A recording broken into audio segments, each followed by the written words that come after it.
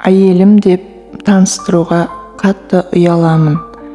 Өткенге өкінбе, өтті кетті, қайтып оралмайды.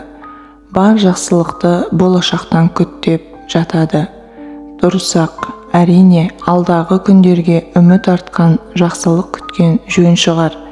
Бірақ өткен өміріңде байқамай шалыс басқан, өкінішке ұрындырған кезеңдерді қалай ұмытасың? Ол ұмытылмайды. Қазіргі менің басымдағы жағдай дәл сондай. Мектепте жүргенде сыныптасым Динара деген қызбен жан аяспас дос болдым. Ортамыздан қыл өтпейтін.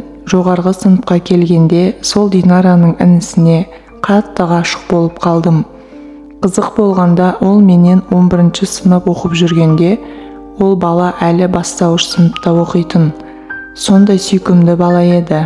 Ол да мені әпкесінің досы ретінде жақсы көрді. Үлкейгенде сені аламын, басқа біреуге тиіп кетпе деп қомпаңдап сөйлеп қоятын.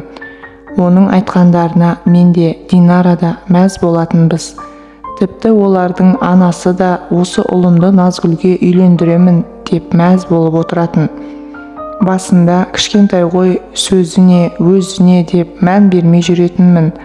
Бірақ уақыт өте келе Динараның інісін қатты жақсы көріп қалғанымды байқамаппын.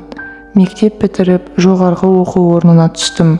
Оны бітіріп шықтым. Сөйтіп жүргенде Динараның інісі Серікте ержетті. Білмеймін, өзімнен 10 жастай кіші болса да, сол баланы қатты ұнатып қалдым ба?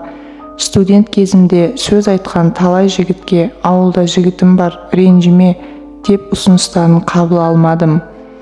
Кішкентай болса да Серікті жақсы көріп қалыппын. Оған деген бойымда белгісіз бір сезім бар еді. Оның ер жеткенін күтемін. Егер ол айнып қалмаса, адал жары боламын деп шешіп қойғанмын. Ол ер жетіп мектеп бітіргенше күттім. Рас, ол да мені жақсы көрді. Мен де оны. Бұл жайды Динара да білетін, бірақ ол Серік кішкентай ғой, қазір балалық сезіммен жақсы көремін деп айтып жүрген болар. Бірақ түбі ол саған жар болмайды. Әйел адам үйдің қамымен жүріп, тез қартаяды. Ал жасы кіші жігіт уақыт өте келе өзінен жасы үлкен, қартайып қалған әйеліне қарап, үйде отыруы қиын. Кейін өкініп қалма, одан да өзіңе тең өзге адам тауып ал деп ақылын айтқан. Бірақ оның айтқанын тыңдағым келмеді. Бар ойым Серік деп тұрды. Не керек, ол мектепті бітіріп оқуға түскенде үйлендік. Әрине, жас балаға тидің деп ата-анам да, ағайын туыс та ренжіді. Бірақ алып ұшқан махаббат сезімінің құшағында жүріп, олардың айтқандарын ескермедім. Қазір өкінемін, Серікті әлі жақсы көремін. Ешкімге қимаймын, одан 2 балам бар. Отасқанымызға міне 7 жыл болды, бірақ Серік өзгерген. Қазір ол мені баяғыдай сүйемін жаным демейді. Апа, апашка деп менің жанымнан жасың үлкен екенін бетіме басып сөйлейді. Ана жұмыс болды, мына досым қонаққа шақырды, сонда қонып қалдым деп сыртта қонатынды шығарды. Байқаймын, оның маған деген сезімі басылып қалған. Тек үйдегі мына 2 бала үшін ғана менімен өмір сүріп жүрген сияқты. Кейде өзімді Серіктің жан жары емес, шешесі секілді сезініп қаламын. Тамағын жасаймын, кірін жуамын, жаным күнім деп жанында өбектеп жүремін. Ал ол болса кешке жай келгенімен қоймай, тамақ ішіп алып түнімен интернетте отырады.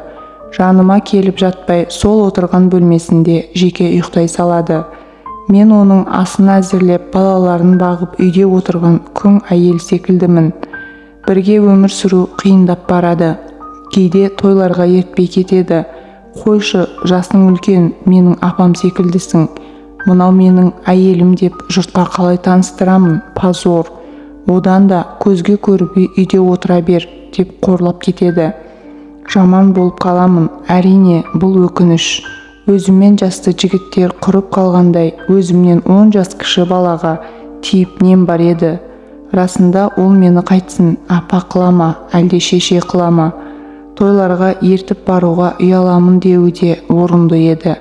Оған қарсы дау айта алмаймын. Бала бағу, үйдің тірлігі әйел адамды тез қартайтатыны белгілі. Оның үстіне 10 жас үлкен болсамшы, шашқа аздап ақта түсті дегендей. Қазір өткен өміріме ой жіберіп отырып қатты өкінемін. Неге осы қадамға бардым? Кішкентай балаға неге ғашық болдым? Неге оған тұрмысқа шықтым? Енді міне соның жазасын тартып жүрмін. Студент жылдары өзіммен қатар балалардың бірімен қол ұстасып кете бергенімде ғой деп ойланамын. Бүгінгідей қиын жағдайды бастан өткермес едім деп қатты өкінемін. Бірақ өткен күн қайтып оралама? Әрине жоқ. Амалсыз Серіктің бетіне қарап, оның шешесі секілді күн кешіп жатырмын. Бүгін болмаса ертең Серік ажырасамын, басқаға үйленемін десеше не істеймін? Білмеймін, басым қатып жүр. Өзіңнен үлкен жігітке тұрмысқа шығуға болатын шығар, бірақ өзіңнен кіші адаммен шаңырақ құру өте қиын екен. Соны сезіндім. Жас қыздарға айтқым келгені, өздеріңнен тым кіші жігітке әйел болуға тырыспаңдар. Уақыт өте келе, ер адамға қарағанда әйел адам тез қартаяды. Сол кезде ол сені менсінбей, маған айтқан секілді апашка деп жүреді. Ал сен расында оның апашкасына айналғаныңды білмей де қаласың. Сондықтан әбден ойланыңдар дегім келеді.